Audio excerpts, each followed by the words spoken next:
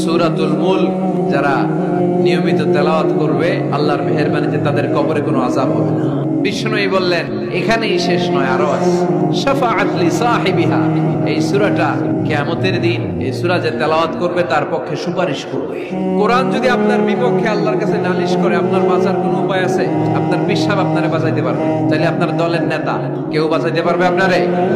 কোরআন যেমনি আপনার বিরুদ্ধে দাঁড়ালে আপনারে বাঁচাতে পারবে না, কোরআন তেমনি আপনার পক্ষে দাঁড়ালে আল্লাহ আপনারে ফেলে দিতে পারবে না। কোরআন আপনার পক্ষে থাকলে আল্লাহ আপনাকে দয়া করবেনি। বিষ্ণু বলেছেন ইকরাউল কুরআন ফাইন্নাহু ইয়াতি ইয়াউমাল কিয়ামাতি শাফিআন লিআসহাবি, কোরআন তেলাওয়াত করো, কেননা কোরআনের তেলাওয়াত এটা কিয়ামতের দিন তোমার জন্য সুপারিশ হয়ে যাবে। এজন্য বিষ্ণু বললেন যে ব্যক্তি সূরাতুল মুলক নিয়মিত তেলাওয়াত করবে, এই সূরাটা কিয়ামতের দিন ওই তেলাওয়াতকারীর জন্য আল্লাহর কাছে সুপারিশ করবে।